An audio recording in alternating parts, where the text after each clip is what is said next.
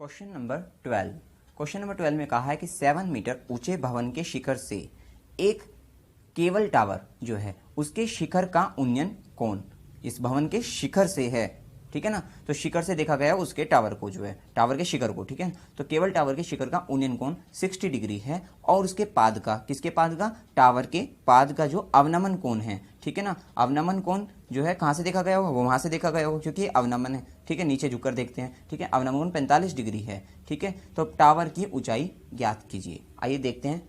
तो सबसे पहले हमने कहा, इसमें कहा 7 मीटर ऊंचे भवन, ठीक है, का शिखर से केवल एक केबल टावर, तो एक भवन है और एक टावर है। तो हमने ये करा यहाँ पे, सबसे पहले हमने यहाँ पर ये भवन ले लिया कि ये 7 मीटर ऊंचा भवन है और ये एक बस केबल टावर हो गया, ये हो गया, ठीक है।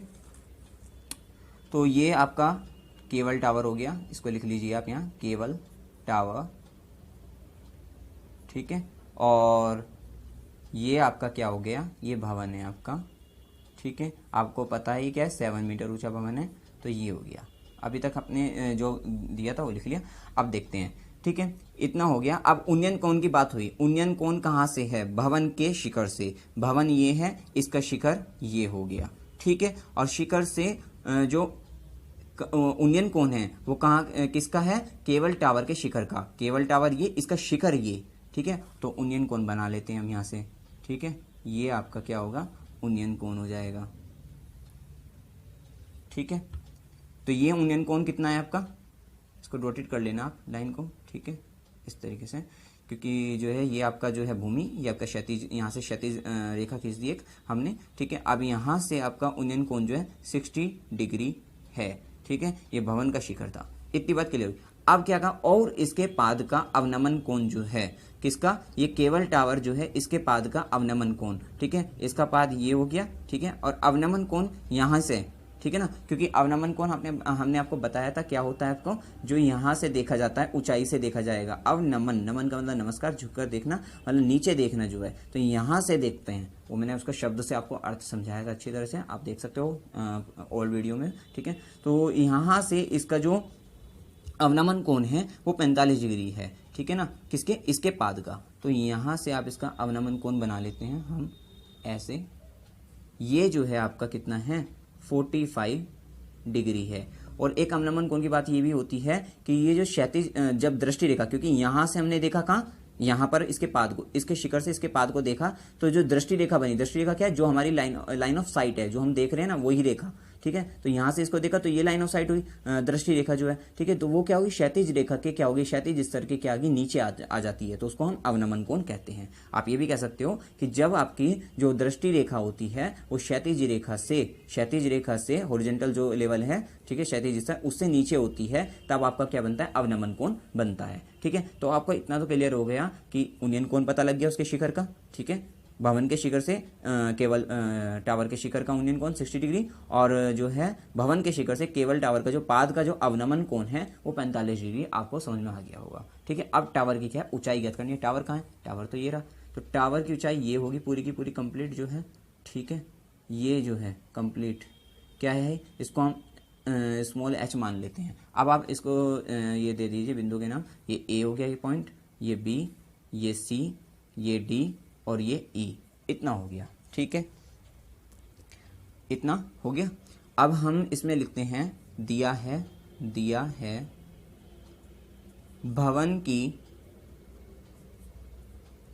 ऊंचाई, ठीक है। तो भवन की जो ऊंचाई है वो कितनी है आपकी, 7 मीटर हो गई, ठीक है, भवन की ऊंचाई हो गई। और फिर हम लिखते हैं, माना टावर की ऊंचाई है, टावर की ऊंचाई वो आपकी क्या है, स्मॉल h है, ठीक है, इतना भी हमने लिया। उसके बाद जो है, अब हम ये देखते हैं कि ये जो कोण है 45 डिग्री का, ठीक है, और ये दो समांतर रेखाएं हो गई, ठीक है, और ये तिर्यक रेखा काट रही है, तो ये वाला जो कोण होगा वो किसके बराबर होगा, इसके बराबर होगा, मतलब ये भी 45 डिग्री होगा, एकांतर कोण, ठीक है। तो हम इसको एक बार लिख लीजिए ये भी कि angle BEC equals to angle ECD, ठीक है। BEC मतलब ये एंगल इक्वल्स टू किसके होगा, एंगल ECD मतलब ये एंगल की इक्वल्स टू 45 डिग्री, और आप ब्रैकेट में लिख दीजिए एकांतर कोण, एकांतर कोण अल्टरनेट एंगल, ठीक है। ये हो गया। अब हम जो है इतना हो गया, बस अब हम क्या जो है त्रिभुज में लेते हैं, ठीक है। सबसे पहले हम लेते हैं समकोण त्रिभुज ये वाला, ठीक है। समकोण त्रिभुज, समकोण त्रिभुज EDC में हमने AC को ही क्यों लिया, मैं आपको ये भी बताता हूं कि सबसे पहले हम ये देखते हैं यहाँ पे 7 मीटर ये है भवन। अब आपको ये 7 मीटर है ED, तो इसी के लेवल में ये वाली भी है BC, तो ये भी कितनी हो जाएगी आपकी 7 मीटर की, ठीक है। इतना हो गया। अब आप जानते हैं कि अगर मैं इस वाले ट्राइंगल को त्रिभुज को ले लेता हूं तो मुझे ये पता है, ये पता है, तो ये निकल जाएगी DC, और जो DC है वो यही वाला लेवल, ये वाला भी सेम ही है, ये जो है EB मतलब ये लंबाई सेम है, तो ये वाली लंबाई सेम पता है, ये पता है, तो ये इतनी निकल जाएगी AB, और हमें AB जब पता लग जाएगी तो AB प्लस BC क्या होगी आपकी AC होगी, इसलिए हमने ये वाला त्रिभुज लिया है। तो इसलिए क्वेश्चन को बड़े अच्छी तरह ध्यान से समझते रहिए, जिससे आपको मतलब जो है बड़े इजी तरीके से आप एग्जाम में मतलब कर सकोगे आराम से, जो है कोई प्रॉब्लम नहीं है कि किसी भी तरीके का क्वेश्चन हो। तो अब यहाँ समकोण त्रिभुज EDC में क्या होगा, अब यहाँ पे कोण है, कोण के सामने की भुजा क्या होगी, लंब हो जाएगी, और हमें निकालना क्या है, ये वाली DC, तो ये आधार हो जाएगी। तो हम इसको सिंपल कह सकते हैं, क्या लगेगा लंब और आधार में रिलेशन में त्रिकोणमितीय जो अनुपात लगेगा वो क्या लगेगा, tan लगेगा। तो tan, कोण क्या है 45 है, तो tan 45 इक्वल्स टू क्या होगा, लंब बटे आधार, लंब कितना है ED और आधार आपका है DC।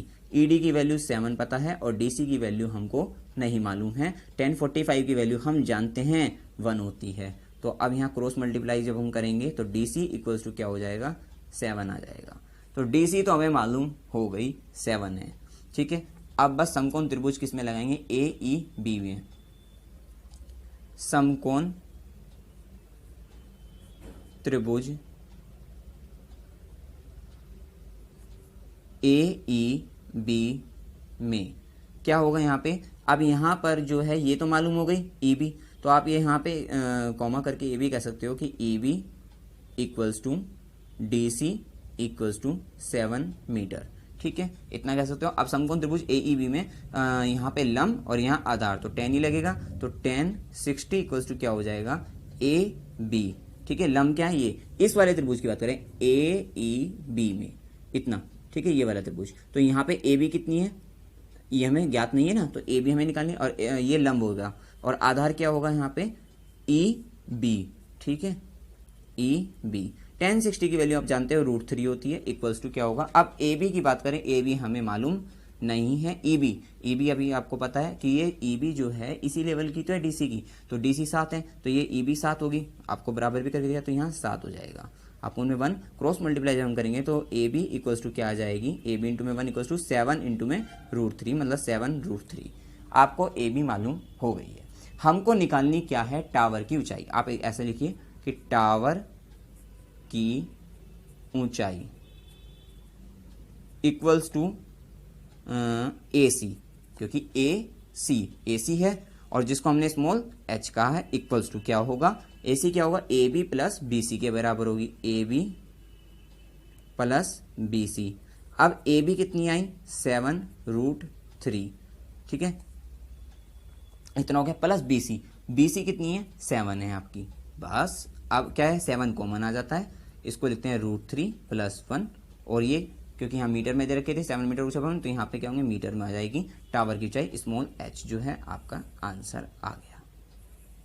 बड़ा ही सिंपल क्वेश्चन था, बहुत सरल है। इस तरीके के क्वेश्चन एग्जाम में बहुत पूछे जाते हैं क्योंकि बहुत सिंपल होते हैं, इसमें कुछ खास नहीं था, ठीक है ना। तो ये बड़ा ही सिंपल था। तो सबसे पहले क्वेश्चन को अच्छी तरह से पढ़िए, उसका डायग्राम बनाइए, और उसके बाद जो है क्या ज्ञात करना है उसको देखिए, और उसके बाद जो है बड़े सिंपल तरीके से सॉल्व हो जाएगा, ठीक है। तो स्मॉल h जो है हमें यही निकालनी थी, टावर की ऊंचाई ज्ञात करनी थी। अब आइए नेक्स्ट क्वेश्चन नंबर 13 को करते हैं।